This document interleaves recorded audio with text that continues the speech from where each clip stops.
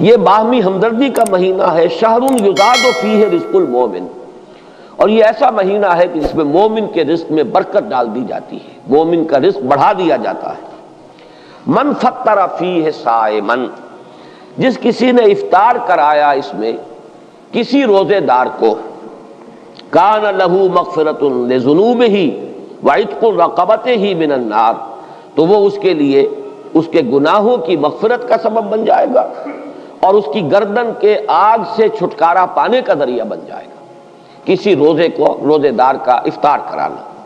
اب اس میں جو تفصیل آگے بھی آ رہی ہے اور اس وقت بھی جو بات ہو رہی ہے اس کو سمجھ لیجئے۔ ہمارے ہاں اس دور میں عام طور پر رزق کی فراوانی ہے، وہ جو فاقہ اور فقر کی جو کیفیات پچھلے زمانوں کے اندر سننے میں آتی، عام طور پر وہ اب دنیا میں موجود نہیں ہے۔ لیکن یہ کہ اس دور کا تصور کیجئے کہ وہاں ایسا بھی ہوتا تھا کہ کسی کے پاس کھانے کو کچھ بھی نہیں ہے،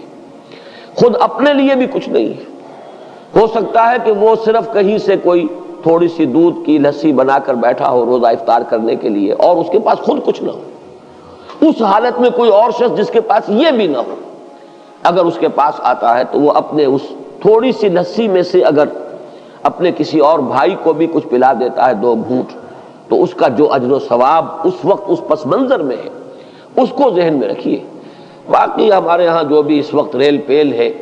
اس ریل پیل میں اگر آپ یعنی روزہ افطار کرنے کی محفلیں روزانہ بھی منعقد کر لیں اور افطاریاں کرائیں اور بہت اعلیٰ افطاریاں کرائیں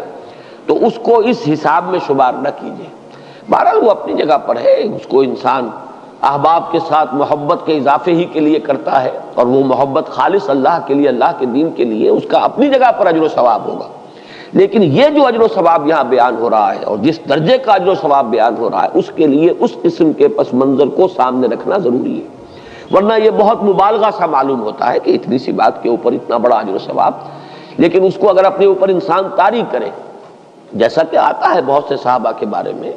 انہیں تو فاقے ہوتے تھے اور کئی وقت کے فاقے، اصحاب صفہ خاص طور پر، کہیں سے کچھ آگے آئے تو کھا لیا ہے، نہیں آیا ہے تو کئی وقت کے فاقے ہو رہے ہیں۔ حضرت ابو ہریرہ فرماتے ہیں رضی اللہ تعالی عنہ، کیونکہ وہ بھی اصحاب صفہ میں شامل تھے،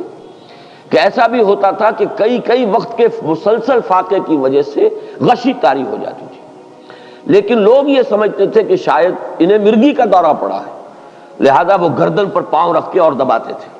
یہ کیفیت بھی وہاں پر ہوتی تھی، چونکہ اللہ تعالیٰ نے جو نظام محمد الرسول اللہ صلی اللہ علیہ وسلم کو دیا